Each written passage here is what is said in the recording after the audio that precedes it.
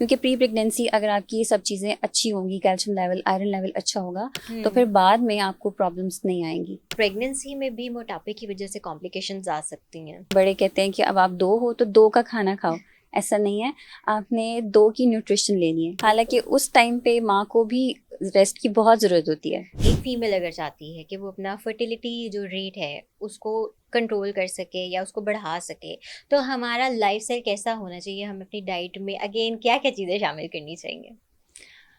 सबसे पहले तो यही है कि आपको एक्टिव लाइफस्टाइल रखना है, ठीक है। ठीक है, और साथ में हाइड्रेशन अच्छी रखनी है, स्ट्रेस मोस्ट फ्री रहना इम्पोर्टेंट। है। Stress free yes. तो आप नहीं रह सकते, लेकिन ये है कि कोशिश करनी है कि आप जो है अपना स्ट्रेस लेवल जो है ना उसको कम रखें, ठीक है।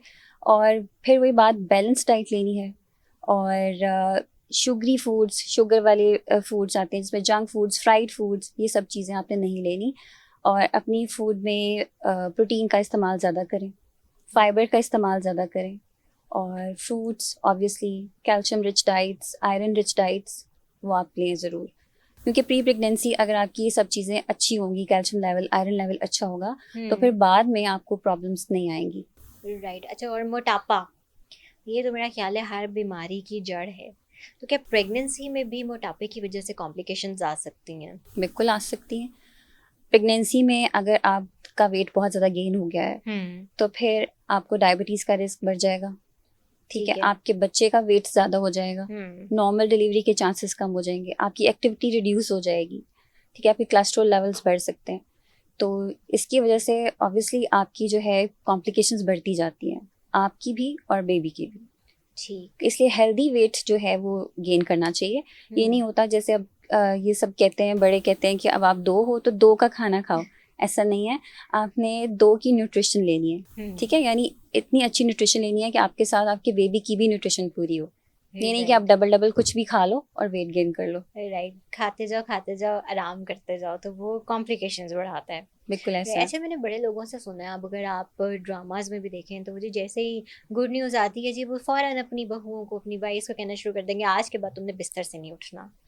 ये भी एक क्या मिसकंसेप्शन बनाया हुआ है जो टीवी पे भी दिखाया जाता है, गलत चीज़ दिखाई जाती है, या फिर रेस्ट भी ज़रूरी है?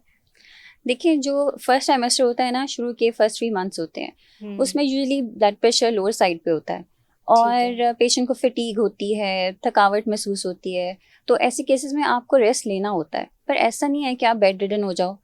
अगर आपको कोई मेडिकली इंडिकेटेड नहीं है कि आपने रेस्ट करना है या नहीं होता ना, कुछ ऐसी कंडीशंस हैं जैसे अगर आपको ब्लीडिंग का इशू आ रहा है, आपका प्लेसेंटा लो लाइंग है, तो तब हम कहते हैं कि आप बेड रेस्ट करें। बेड रेस्ट से भी मतलब कि एक्टिविटी थोड़ी कम रखें, ठीक है। लेकिन अगर आपको कोई ऐसा मसला नहीं है तो आपको एक्टिव ही रहना है।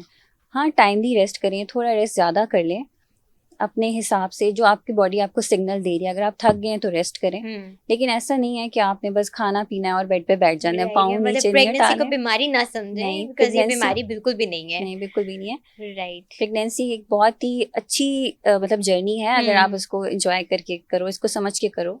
राइट, लेकिन यहाँ पे मैंने मेजोरिटी आजकल की अगर हम बच्चियों की बात करें तो वो तो समझते हैं जैसे शायद बहुत बड़ा कोई मार्का भी वो मार रही हैं और उसके बाद उन्होंने कुछ नहीं करना, बस सिर्फ आराम करना है। ये यूजुअली देखा जाता है आजकल की बच्चियों के अंदर। बिल्कुल ऐसा ही है, क्योंकि शायद उनको ऐसा गाइड किया जाता है घर में, नानी दादी उनको ऐसे कहते हैं।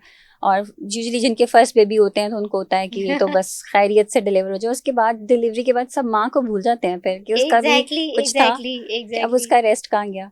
बिल्कुल। हालांकि उस टाइम पे माँ को भी रेस्ट की बहुत ज़रूरत होती है। बिल्कुल, और तब हमारे घर में मेहमानों का आना जाना इतना लगा होता है कि हम बेचारी माँ को इग्नोर कर देते हैं। सारा फोकस होता है बेबी के ऊपर, मेहमानों की मेहमान नवाजी के ऊपर। बिल्कुल, उस टाइम फीमेल की इमोशनल हेल्थ, फिजिकल हेल्थ बहुत ज़रूरी होती है, पार्टनर सपोर्ट, फैमिली सपोर्ट बहुत ज़रूरी होती है।